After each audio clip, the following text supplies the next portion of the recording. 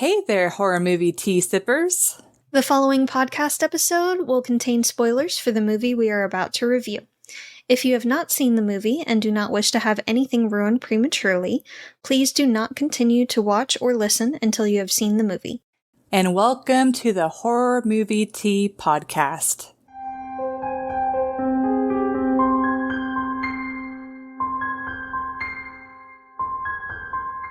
Today, we are covering Tim Burton's The Nightmare Before Christmas, which we requested ourselves. Yes, Jess, she is all decked out. She's wearing a themed shirt. And I've then got socks that aren't matched. just for you. But yeah, we thought it was... I do it to bug her. Yeah. But it's one of those things where we had a listener request where we could not find the movie to watch, so... Couldn't find it anywhere. We tried several different sources and could not find it. So... We're sorry. So instead, we decided to go with a more lighthearted, but still I consider it horror movie. But anyways. It's kid-friendly at the very least. Kid-friendly horror. Though, parents be warned, this is not kid-friendly podcast. No. Stay away, stay far away. Don't have them. This is just for the millennials and nostalgia. Yeah. Well, okay, and not just for millennials. Anyone of any generation that loves this movie that is not below a certain age. Yeah. Yep. Anyways, but before we go into the review, let's go ahead and grab our cups and talk about tea. So I'm doing the Plum Deluxe Tea Break White Tea. It's got white tea, orange peel, tangerine essence, honeydew melon essence. And I have Christmas in a cup with Twinings Pure Peppermint Herbal Tea, which is just straight up peppermint. You look so happy about it. I am so happy. Thank you, Plum Deluxe, for allowing us to continue to do what we love, and for our tea sippers out there, brew yourself a cup of tea, sit back, relax, and we hope you enjoy the review. And so for the summary, credit to our IMDb, by the way, Jack Skellington, king of Halloween Town, discovers Christmas Town, but his attempts to bring Christmas to his home causes confusion. Well, that's one way to put it, IMDb. Little light there, but yeah, sure. Yep. So for entertainment, might be the nostalgia glasses, because this is one of those movies as a kid I would just watch over and over and over. And I will say I don't watch this movie on a yearly basis anymore, because it's almost like Finding Nemo, where it's like I watched it so many times I'm just like where it's like beating a dead horse. It's just like I know what's gonna happen. I don't need to watch it every year.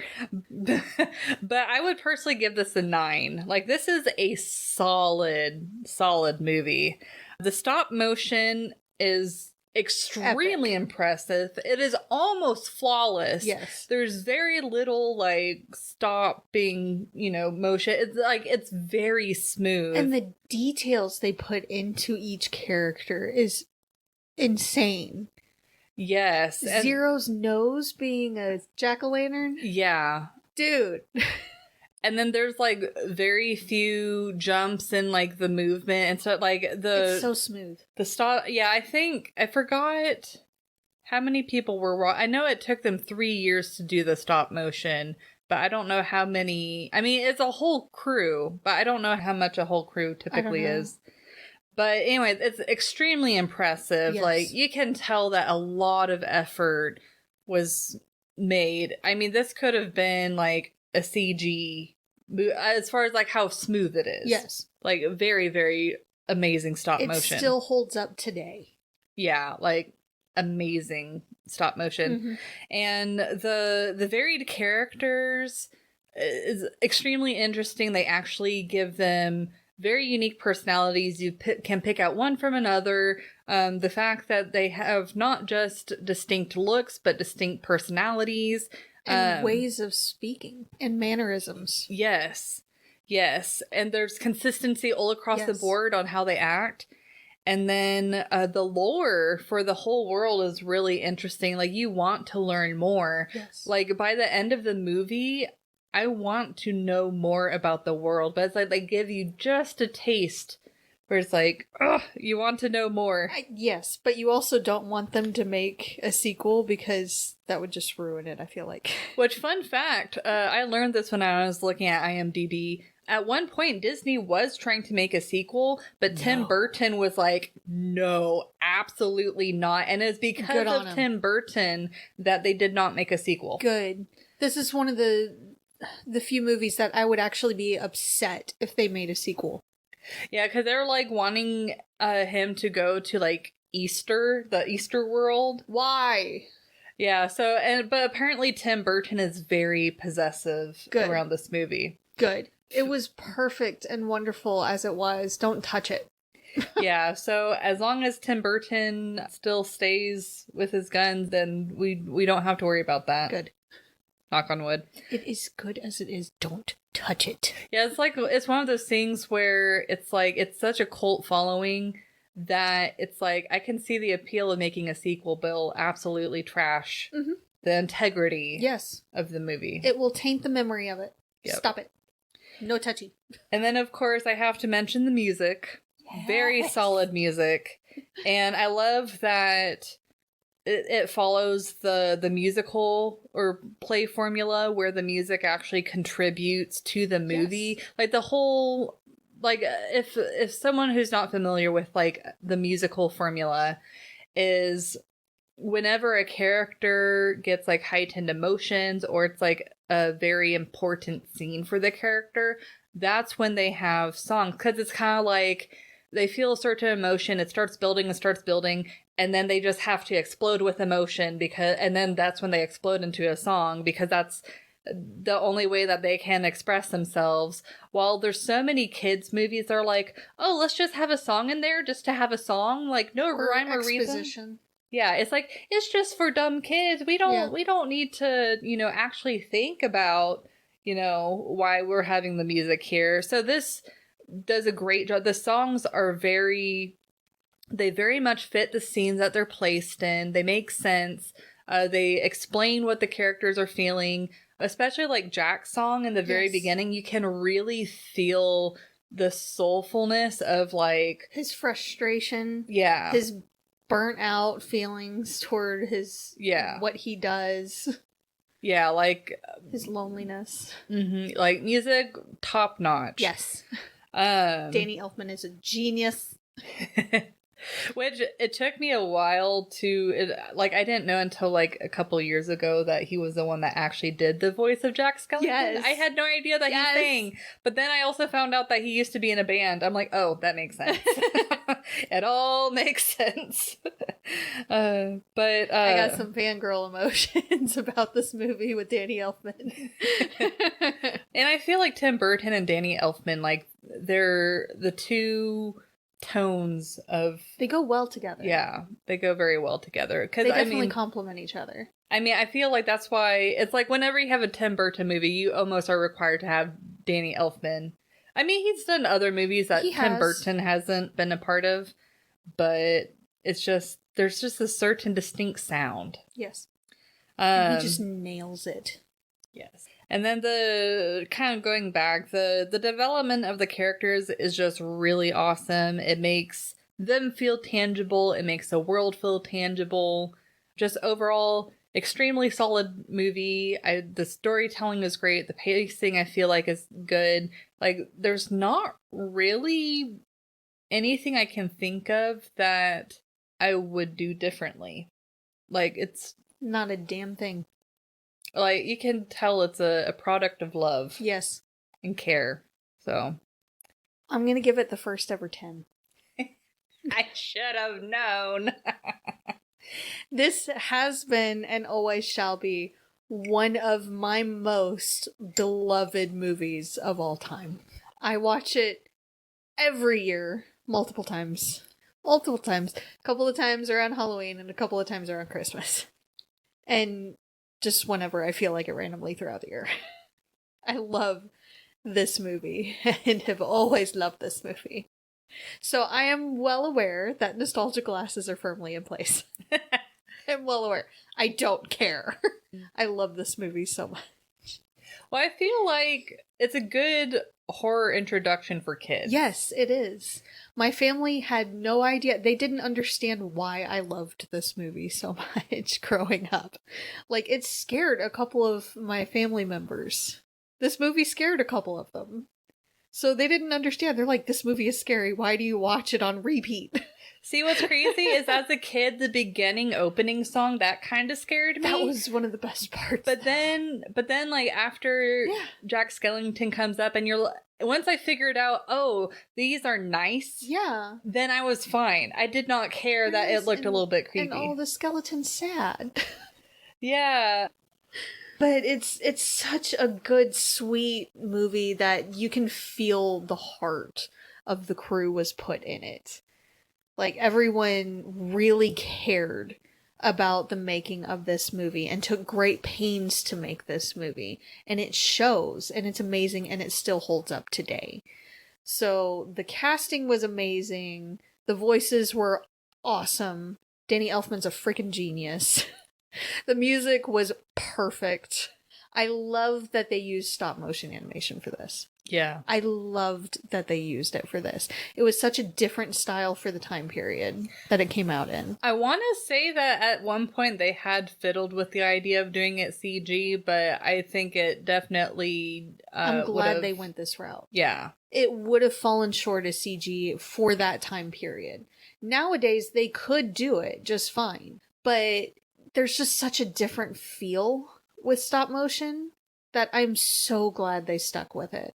And I feel like it's one of those movies that showed that kids can be introduced to like scary things without it making, because there are especially like older kids movies where you're like, okay, that's legitimately scary and gave kids nightmares. Why did they see this? But like movies like Nightmare Before Christmas or Frankenweenie, or Corpse Bride. Oh my god, I love that one too. Like, I think all of those are Tim Burton films. Yeah, it's like all of them have like creepy horror type elements, but because of the way that they tell the story, it's not scary. It's not as scary. Yeah, but kids are still able to watch it without it really impacting them too bad. They understand it better, and it still teaches lessons.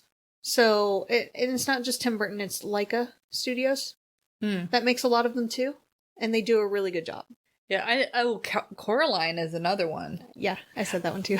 Oh, I feel like Coraline reaches pretty close to the being edging on scary. Yes. But it doesn't It's very unsettling. Yeah, very unsettling. Like, even as an adult, I'm like, ooh. Yeah, there are some scenes that, don't know about that. Don't like that. Yeah. Is it where she's like almost like a spider? Don't like that. But like the buttons for eyes is very unsettling as well, and just how they act. But we might get to that movie in particular on a different day. Yeah, maybe someone should request it. Maybe. So we can cover it a little bit sooner. I do love that one too. But Nightmare Before Christmas, just the level of detail and attention that they took with each of their characters and with the sets themselves, and the underscored music even in the background for the scenes that they're not singing to, it just hits the mark every time. So I love this movie so much. 10 out of 10. The first and only one I've given. And that will not change. I don't care that the nostalgia glasses are firmly in place. I live for the music and for Sally's sass. When she talks back to Dr. Finkelstein. You're coming with me. No, I'm not. That's twice this month you've poisoned me with deadly nightshade and ran off 3 times. You'd think he would have learned at some point not to have her do the cooking. Yeah, for real. Just saying. For a doctor, that wasn't exactly intelligent of him. Yeah. So, but the whole movie, like, she's the voice of reason through the whole thing. But I love Jack's enthusiasm when he finally finds something different and new and exciting and wants to jump into it wholeheartedly. And everyone's like, this is the happiest we've seen him in forever. We're all jumping in it with him. Go for it, guys. Yeah, it's so like Jack's excitement is so relatable whenever you Yes. discover a new like favorite hobby or whatever. Yes. But at the same time, Sally's like the only one that's like, wait a minute. Maybe we shouldn't do this, guys. And nobody listens. But I love it. The movie is so relatable. It's so fun. Even the different songs vary enough in tone or style that there's a little something for everyone. So, like, there's Jack's soulful song toward the beginning. There's Sally's kind of mournful, hopeful song. Though Amy Lee's cover Oh my of god, that her song cover is was so amazing, good. yes. And the fun, mischievous song of Boogie's Boys, Kidnap Sandy Claus, and the Boogeyman, Oogie Boogie's song Mm-hmm. is a little funky and almost swing-esque, Mm-hmm. but it's so fun. It's hard to choose a favorite song. Which one's your favorite? It's hard, isn't it? It's like I like Jack's Lament, I think that's what they call it. yeah. And then the ending song with Jack and Sally. Like I love it. their voices Yes. sound so good together, They and you do. can tell like that they are understanding each other, and Yes. it's just yeah, it's hard to pick a song. I have always loved Oogie Boogie's song. Just because it's so fun. Yeah, But villain songs are usually some of the more fun ones to me. yeah, it's true though. Yes. But I do also love Jack's Lament and the ending song. But Sally's song, they're all so good. I don't know. It's hard. It's hard, guys. I love the movie too much. But let's go ahead and move on. Realism is gonna be a real quick for me. Yeah, it's gonna be quick for me too. So realism is a 1, and the only reason why it gets a 1 is because the characters themselves, like the personalities, the character growth, that's the most realistic part. But besides that, walking skeleton, he can think and talk, and You have to make a lot of allowances for this movie, and that's kind of hard to do when it's the entire movie. yeah. So, It's hard to do in general with animated movies. but like, this is one of those cases where this movie really doesn't have to be realistic to be It doesn't. good. And Yeah, honestly, It's one of the few that, you know me with realism, but it just hits every mark. yeah, it's like as long as you have good storytelling and have interesting lore and stuff like that, it's like the And they're realism, I feel consistent like with it. I feel like the realism would hold it back Yes. if they had tried to make it any more realistic. Absolutely. So definitely way more on the entertainment than realism, Yes. but in a good way. Yeah, I give it a 2. I made a little bit more allowances because I considered them kind of mystical creatures in a way. Because if you consider Santa Claus, he's kind of mythical. So I kind of considered them similar-esque. But then you have to They bring had to the their own point kind of rules. where, like, well, mystical Yeah. creatures. It was hard. It was really hard. But a lot of the interactions were really realistic. Like Dr. Finkelstein, he wanted to create a companion, so he made Sally. But she's rebellious. She's coming into her own. She's acting out, wants to get away. He tries to hold on tighter. It's almost like a father kind of relationship. And that just makes her push back and rebel even more. Yeah, like with their relationship, it really feels like a teenage daughter Yes. and her dad. Like, It really does. I kind of would be curious to know how he's able to control, like, what their personalities are going to Yeah. be like. Because with the second one, I don't think he was able to. The only fact that the next one worked out so well is because she had half his brain. yeah. He was basically talking to himself. Which is kind of a cute sentiment. Yeah. And interesting. I can't remember which half he kept, but the other half, like, the left brain is supposed to control certain things like analytics and and things like that. Or one side is supposed to control the analytical thought. The other side is supposed to control more creative thought. I think nowadays that's actually disputed as being actual fact. But if we're going along with that, you know, at that time when they made the movie, that would have been a very like believed, prominent, yeah. So it would have been interesting to see their interactions a little bit more. Yeah, like to see if she was the more emotional one, maybe, and he was the a lot cold, more logical, rational, logical kind. That would have been interesting. Yeah, but then she would have been able to find solutions more creatively to problems that he would run into. So they might have been a lot more compatible. Yeah, but again, that's not to say that we want more of it. Just don't touch it, Disney. Don't you dare. No touchy. No touchy. It's perfect the way it is. No touch. Do not consent. But the interactions otherwise are amazing. They are consistent with the personalities all throughout the movie.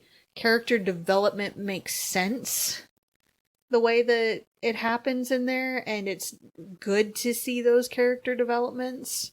The elected official always makes me laugh. The mayor. I'm only an elected official. I can't make decisions by myself.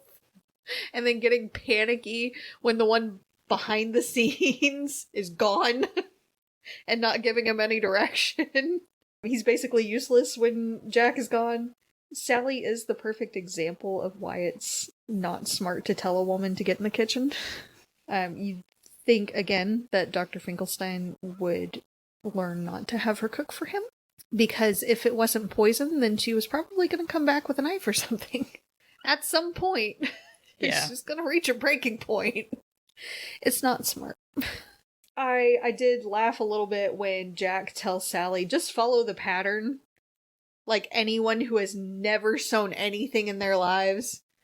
How could it be a disaster? Just follow the pattern. You'll be fine. YSL Love has a complete miscommunication because she's specifically talking about the whole situation. Yeah. And he thinks that she's talking about the costume. Well, yeah, that's part of it. But at the same time, like, just looking at the sewing aspect of it, it's like, you have never sewn a thing in your life. I can tell. Shut up.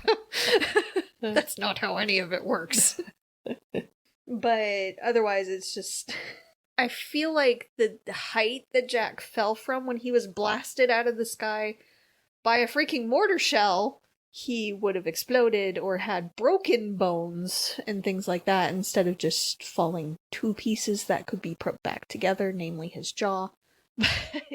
They're mystical beings. It's kind of hard to tell, it's really hard to tell the rules. Like, if they're essentially like demigods or whatever, then... But... in his song in the graveyard after being blasted out of the sky, he was saying that because he was embarrassed and upset and all that, he had completely misread everything and caused such mayhem and hurt that he was going to hide away. Like, he just wanted to crawl into a hole and die, basically. Just relatable. He wanted to go into some cave, and in 1,000 years they would find him only dust and a plaque, and that implies that he can die. Yeah, that's true. So what are the rules exactly? Hard to tell. So again, not a very realistic movie, but it didn't need to be, and it probably would have hindered it if it was. Would have been a lot darker too. Yeah. But it was perfect. It is perfect the way it is. Don't touch it. I want to make that clear. They're making so many sequels lately to movies that don't need them. Stop it. I think knock on wood, but I think the only thing I might be okay with is if they made like a TV show. No. But, like, made it, like, not even stop motion, made it completely, kind of like what Tangled did, where it's like, we're going to keep the Tangled movie as is, but then we're going to have, like, a side series. No.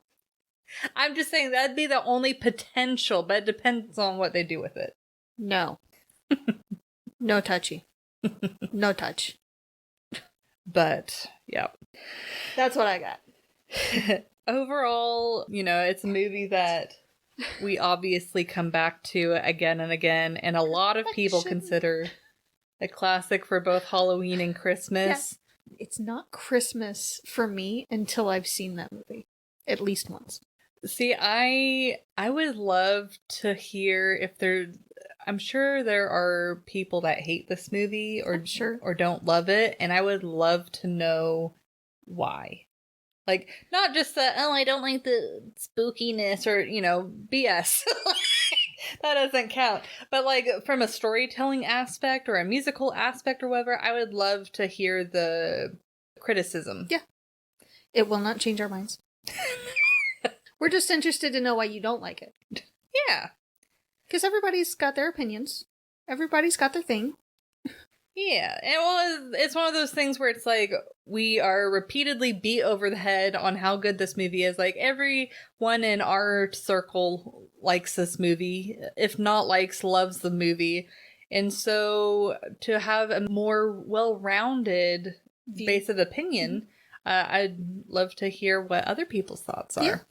But thank you as always for joining us today. And if you would like to recommend a movie, game, or tea and keep up to date with our content, you can find us on YouTube, Twitter, Instagram, Facebook, TikTok, and our Discord server, and most places you listen to podcasts.